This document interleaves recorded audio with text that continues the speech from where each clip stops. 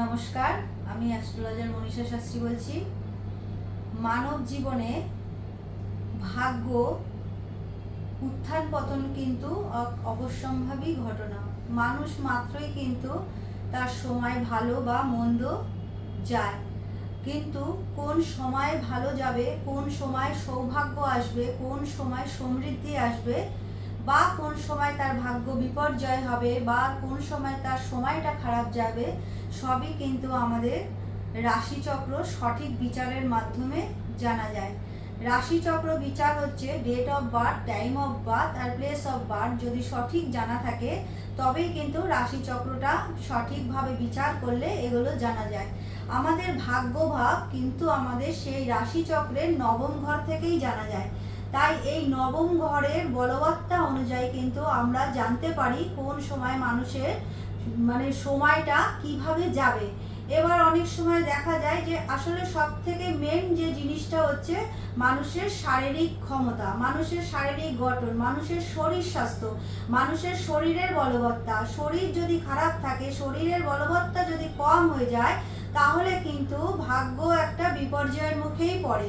এখান থেকে আমাদের শরীরের জায়গা দেখতে গেলে কিন্তু লগ্ন ভাব, ষষ্ঠ ভাব, অষ্টম ভাব এবং গ্রহ হিসাবে আমরা রাহু, শনি, মঙ্গল, কেতু এই গ্রহগুলোকে বিচার করে থাকি।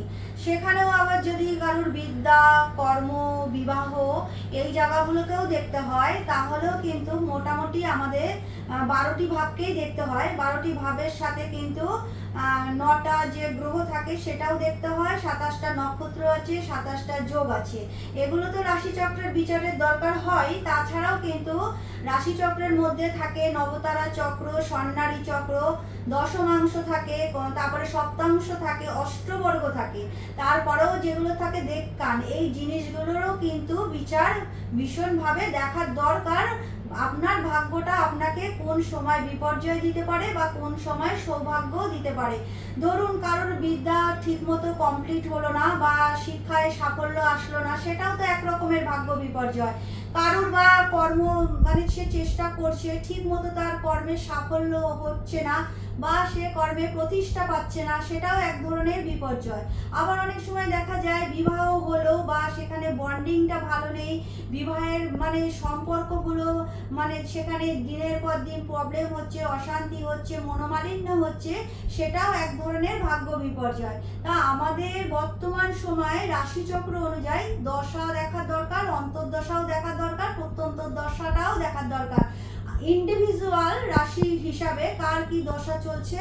আর যখন শিক্ষার বিষয় দেখতে হবে তখনই অবশ্যই চতুর্থকে দেখতেই হবে। তারপরে নবম ভাবকে কিন্তু সবার আগেই আনতে হবে সব বিষয়। ধন ভাবের বিচার করতে গেলে কার কিরকম আয় হবে, কার কিরকম ভাবে সৌভাগ্য বা সমৃদ্ধি হবে, সেখানে কিন্তু দ্বিতীয়, নবম, একাদশ ভাবকে কিন্তু দেখতে হয়। এবার নবম ভাবটা কত ভালো আছে বা ডিগ্রি ওয়াইজ কতটা সেইখানে গ্রহ কত ডিগ্রিতে আছে, সেখানে কোনো অশুভ গ্রহ আছে না শুভ গ্রহ আছে, তার পাশে কি নক্ষত্র আছে, অ্যান্টি প্ল্যানেটের নক্ষত্র আছে কিনা, সেগুলোও কিন্তু দেখার দরকার। এইবারে আমাদের দশা, অন্তর্দশা আর গোচর আর প্রত্যন্তর দশা কিন্তু আমাদের দেখতে হয়। বর্তমান সময় দুটো দিক নির্দেশ করে এই দশা, অন্তর্দশা, গোচর। কি দিক? একটা দিক হচ্ছে আমাদের জীবনে ভালো সময় বা খারাপ সময়, সেটা ঘটবে কি ঘটবে না। আরেকটা দিক নির্দেশ করে, যেটা গোচর নির্দেশ করে, সেটা হচ্ছে কোন কাল বা কোন সময়ে আমাদের সৌভাগ্য আসবে বা বিপর্যয় আসবে। দুটো জিনিস কিন্তু নির্ভর করে এই দশা, অন্তর্দশা, প্রত্যন্তর দশা আর গোচরের উপরে।